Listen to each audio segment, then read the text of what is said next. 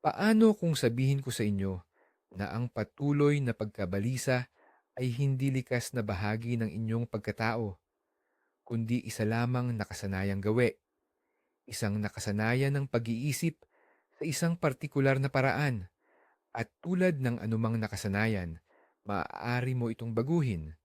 Ngayon, hindi tayo mag-uusap tungkol sa mga mahiwagang tableta o komplikadong meditasyon. Sa halip, pag-uusapan natin ang 10 kaisipang virus na lumalason sa inyong isip at nagpapabilis ng tibok ng inyong puso. At ipinapangako ko, mamamangha kayo kapag nalaman ninyo na ang susi sa inyong kapayapaan ay matagal nang nasa inyong mga kamay. Ilinaw na natin agad, ang makaranas ng pagkabalisa ay ganap na normal. Ito ay isang sinaunang mekanismo ng survival na minana natin mula sa ating mga ninuno. Isipin ninyo na ang inyong pagkabalisa ay isang napakasensitibong fire alarm. Dapat itong tumunog kapag may totoong sunog, ngunit sa halip, ito ay umiingay dahil lang sa usok ng nasunog na tinapay. Ang ating layunin ngayon ay hindi sirain ang alarmang ito, kundi tama itong i-calibrate. Matututo tayong makilala ang tunay na banta mula sa nasunog na almusal sa loob ng ating isip. Kaya, heto ang unang bitag ng isip. Alam mo ba na ang utak natin ay parang isang napakagaling pero masyadong pesimistikong manunulat ng pelikulang horror? At ang bida sa bawat istorya niya ay palagi kang ikaw. Ang paborito niyang paraan kung saan nagsisimula ang bawat thriller ay ang tanong na, paano kung ang parirala na yan ay parang gatilyo ng pagkabalisa? Paano kung magkamali ako sa presentation? Paano kung hindi nila ako magustuhan? Paano kung may magawa akong mali at lahat ay makapansin? Pamilyar, di ba? Ang bawat tanong na ganyan ay parang tiket sa butas ng kuneho ng mga negatibong imahinasyon. Isang iniisip ang kumakapit sa isa pa. At heto ka na. Nabubuhay ka na sa isip mo sa isang sakuna na umiiral lang sa iyong imahinasyon. Ang utak mo ay taus-pusong naniniwala na sa pag-iisip ng pinakamasamang senaryo, pinoprotektahan ka nito. Inihahanda ka sa panganib. Pero heto ang kabalintunaan. Ang proteksyon na ito mismo ang pinakamalaking panganib. Nilalason nito ang kasalukuyan mong sandali ng pagkabalisa tungkol sa hinaharap na malamang ay hindi mangyayari. Aminin mo man, minsan masyado talagang nadadala ang panloob na scriptwriter na ito. Akala natin kailangan nating labanan ang mga senaryong ito. Pero ang sikreto ay nasa iba at ito ay nakakagulat na simple. Ito ang pangalawang pagkakamali at ginagawa ka nitong tunay na superhero. Pero may kasama itong isang napakadelikadong superpower, ang kakayahang magbasa ng isip. Sa tingin mo lang yan, tinitignan mo ang isang tao at alam mo raw eksakto ang tumatakbo sa isip niya. At ang mas nakakapagtaka, palagi siyang may iniisip na masama tungkol sa'yo. Ito ang bitag ng pagbabasa ng isip. Halimbawa, ang klasikong sitwasyon, hindi agad nag-reply ang kaibigan mo sa mensahe mo. Agad-agad, ang utak mo ay magbibigay ng hatol. Nagtampo siya sa akin. May nasabi akong mali. Nasira na ang aming pagkakaibigan. Nagsimula na ang kadena ng pag-iisip. Ulitin mong basahin ang inyong pag-uusap. Susuriin ang bawat salita at makakahanap ka ng bago at mas marami pang ebidensya ng iyong pagkakamali. Ngayon, huminto muna tayo. Ano ba ang totoo? Ang totoo, hindi ka telepath. At ang katotohanan ito ay napakagaan sa pakiramdam. Siguro, nagmamaneho lang ang kaibigan mo. Or baka lobat ang telepono niya. Or nasa pulong siya. Ang kanyang mundo, isipin mo, ay hindi palaging umiikot sa iyo at sa mga mensahe mo. Sa pagsubok nating hulaan ang isip ng iba, nagtatapon tayo ng napakalaking enerhiya sa pakikipaglaban sa mga multong tayo mismo ang gumawa. Para itong paglalaro ng chess sa sarili mo at natatalo ka pa rin. Handa tayong maniwala sa pinakakomplikadong konspirasyon, makaiwas lang sa pagtanggap ng pinakasimpleng katotohanan na hindi lang natin talaga alam. At okay lang yan. Ngayon, dumako tayo sa ikatlong punto. May naninirahan sa iyong isipan na isang maliit ngunit napakahigpit na tirano. Ang pangunahing sandata niya ay isang salita lang, pero mas matindi ang palo nito kaysa anumang latigo. Ang salitang iyon ay dapat. Dapat mas maging produktibo ako. Dapat mas maganda ang hitsura ko. Dapat mas malaki ang kita ko. Hindi ako dapat maging tamad. Parang boses mo sa loob ang mga iyan, hindi ba? Bawat dapat na iyan ay isang hindi nakikitang kadena na ikaw mismo ang nagsusuot sa sarili mo. Ito ay isang batas na ikaw ang sumulat para sa sarili mo, pero imposibleng sundin. Lumilikha ito ng patuloy at nakapailalim na pakiramdam ng pagkakasala. Para kang palaging kulang o hindi umabot sa isang katang-isip na perpekto na ikaw lang din ang lumikha. Para itong naglagay ka ng isang bara na 3 metro ang taas at araw-araw kang nalulungkot dahil hindi mo ito malundag. Pero heto ang mahalagang tanong na dapat mong itanong sa sarili. Sino ba talaga ang naglagay ng bar na iyon? Sino ang sumulat ng mga patakarang ito? Halos palaging isa lang ang sagot, ikaw mismo. At ibig sabihin niyan, may karapatan kang ganap na baguhin ang mga patakarang iyon. Ibahagi sa comments ano ang pinakamalupit mong dapat na sinasabi mo sa sarili. Nakakatuwang malaman kung magkatugma ang ating mga panloob na tirano. Ngayon, pag-usapan naman natin ang paboritong laro ng lahat ng perpeksyonista. Tinatawag itong lahat o wala. Napakasimple ng mga patakaran. Alinman sa maging ganap kang matagumpay o lubos na mabigo. Walang gitna, walang consolation prizes. Ito ang tinatawag na black and white thinking. Sa iyong isipan, ang mundo ay nahahati sa dalawang bahagi, ang perpekto at ang palpak, ang mabuti at ang masama, ang panalo at ang talo. Narito kung paano ito gumagana sa buhay. Nagpasya kang kumain ng tama. Buong linggo kang naging disiplinado, pero ng gabi ng Biyernes, nakakain ka ng isa lang na piraso ng cake. Ano ang sinasabi sa iyo ng black and white thinking? Sabi nito, tapos na, sira na ang diet. Wala nang saysay ang magpatuloy. Pwede nang mag-order ng pizza. Ang isang maliit na pagkakamali ay binubura ang lahat ng iyong mga nakaraang tagumpay. Ang ganitong pamamaraan ay ginagawang minefield ang buhay. Natatakot kang gumawa ng isang maling hakbang dahil sa iyong pananaw, ang isang pagkakamali ay nangangahulugang diretso na sa kailaliman. Lumilikha ito ng napakatinding tensyon. Hindi mo binibigyan ang sarili mo ng karapatang magkamali na nangangahulugan din na hindi mo binibigyan ang sarili mo ng karapatang maging tao. Dahil ang buhay ay hindi isang pagsusulit kung saan mayroon lang pasa o bagsak. Ito ay isang proseso, puno ng iba't ibang kulay, ng mga pagsubok at syempre, ng mga pagkakamali. Pag-isipan mo, gaano kadalas mong isinusuko ang isang buong araw, isang proyekto, o kahit isang relasyon dahil lang sa isang pagkukulang? Ang susunod na bitag ng ating isip ay ang overgeneralization. Ito ay parang isang magnifying glass na nagpapalaki sa isang maliit na aberya at ginagawa itong parang isang malaking katotohanan ng buhay. Isipin mo, nag-apply ka sa trabaho pero hindi ka natanggap. Karaniwan lang yan, nangyayari sa lahat. Pero ang ating utak, kapag nag-overgeneralize, ay darating sa ibang konklusyon. Hindi nito sasabihing, ngayon hindi pinalad, subukan ko ulit. Sa halip, idedeklara nito, wala akong kwentang propesyonal, hinding-hindi ako makakahanap ng magandang trabaho.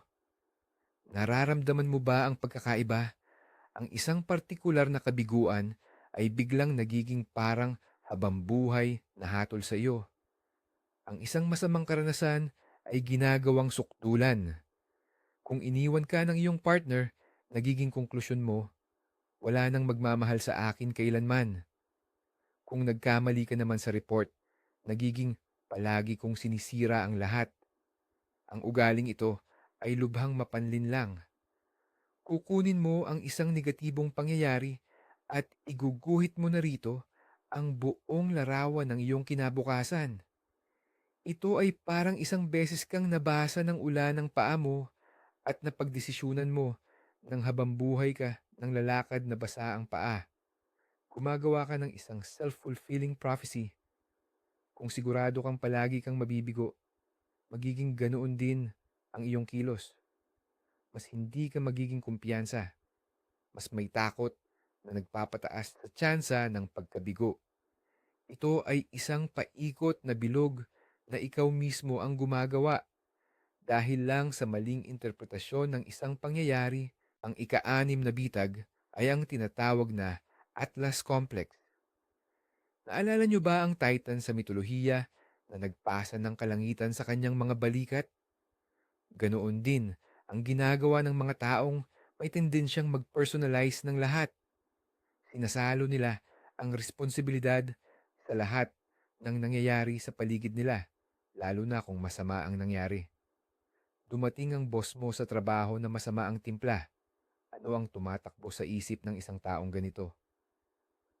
Dahil siguro ito sa ulat ko kahapon, sigurado akong binigo ko siya.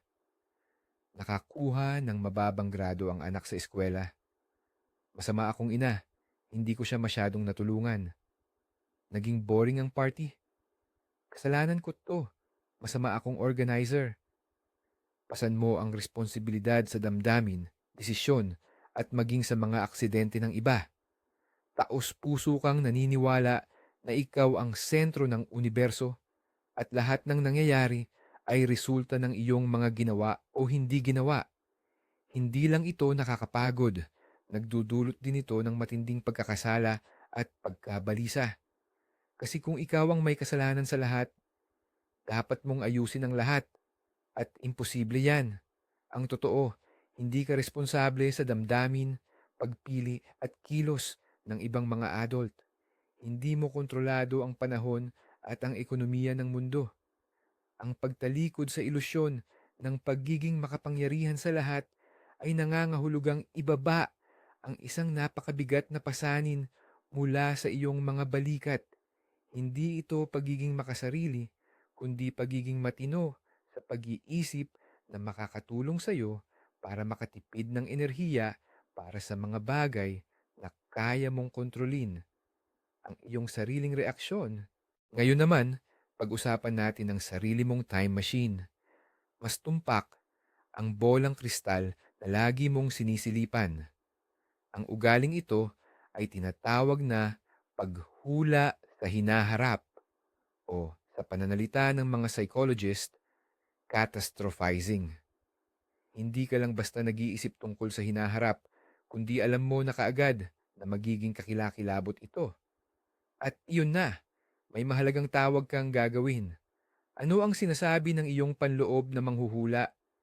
Hindi medyo kinakabahan ako, pero kakayanin ko. Kundi siguradong may masasabi akong katangahan, mabubulol ako at iisipin nilang tanga ako. Pupunta ka sa isang date at nakikita mo na kaagad kung paano ito magiging awkward. Hindi ka magugustuhan ng kadate mo at magtatapos ang gabi sa ganap na kabiguan. Hindi ka pa nga lumalabas ng bahay, pero naranasan mo na ang buong hanay ng negatibong emosyon mula sa isang pangyayaring umiira lang sa isip mo. Para itong nanonood ng horror film kung saan ikaw ang bida at alam mo na siguradong may naghihintay na serial killer sa likod ng susunod na pinto. Pinipilit mong mag-react ang katawan mo sa isang banta na wala naman. Kumakabog ang puso, pinagpapawisan ang mga palad at nagugulo ang isip.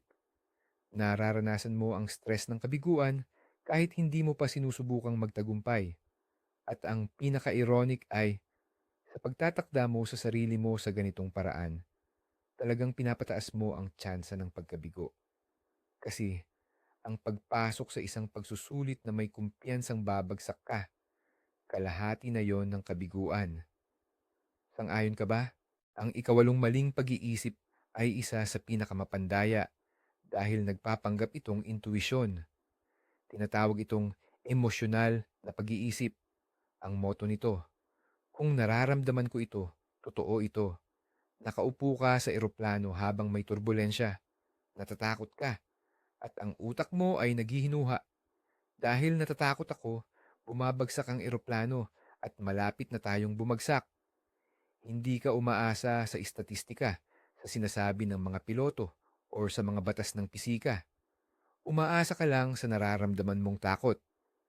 O isa pang halimbawa, naghanda ka para sa isang presentasyon at nakaramdam ka ng kawalan ng kumpiyansa. Ang konklusyon mo, napakabobo ko, kaya magiging bobo rin ang presentasyon ko at mukha akong tanga.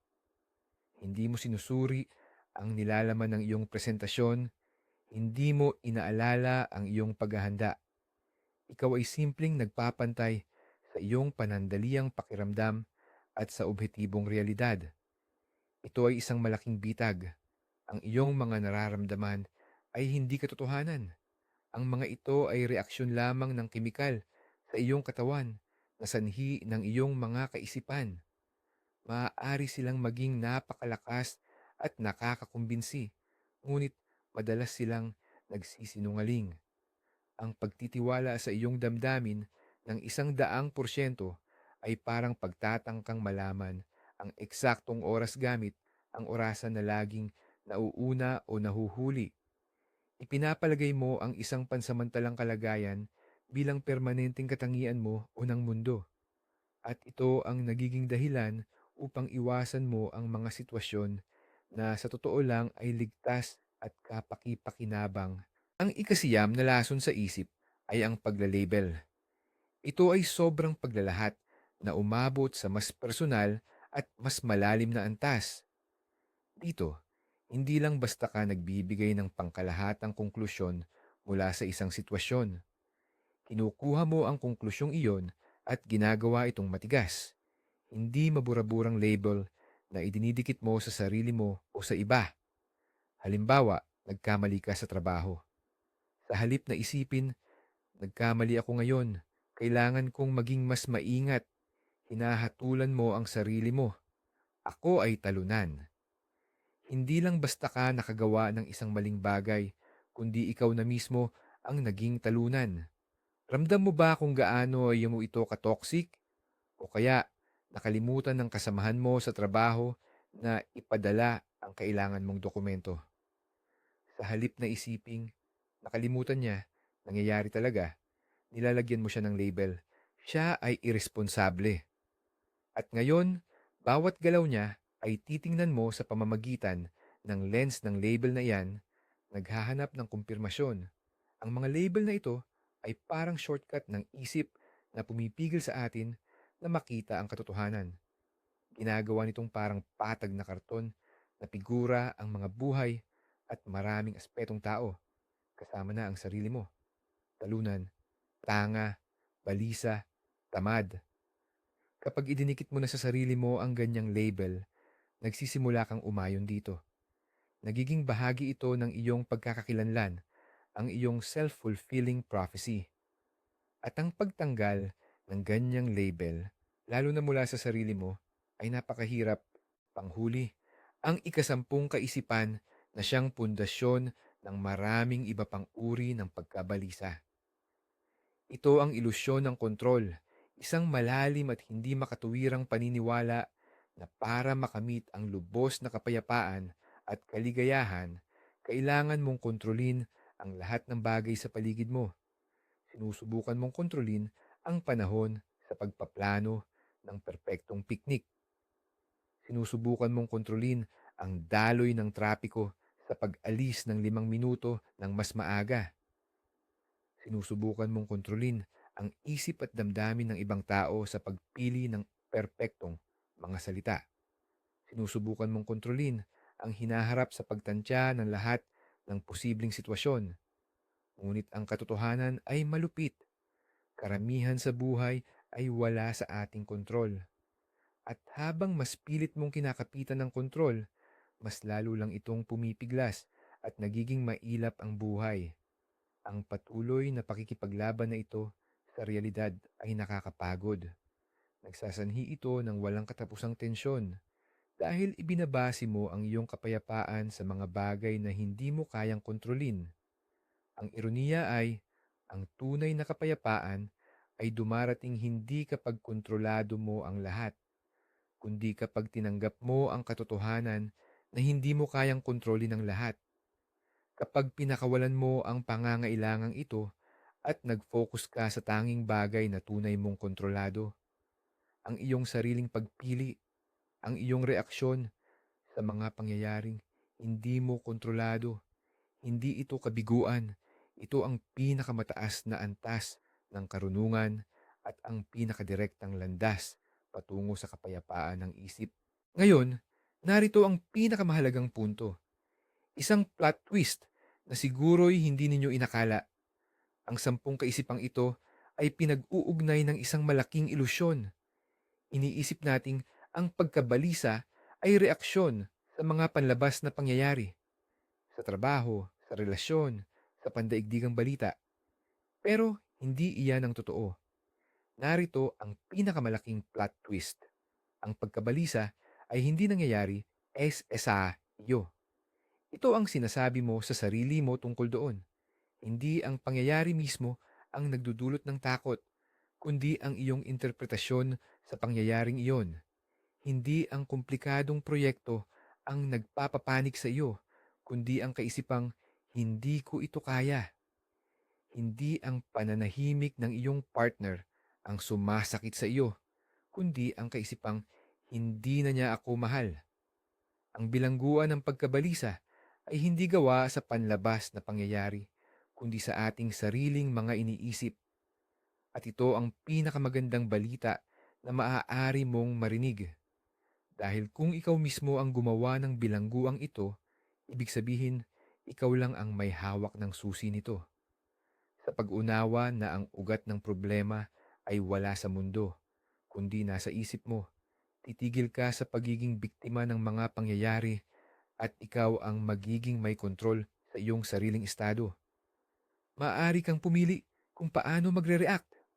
Maaari mong mahuli ang mga kaisipang virus na ito at palitan ng mas malusog at makatotohanang mga kaisipan.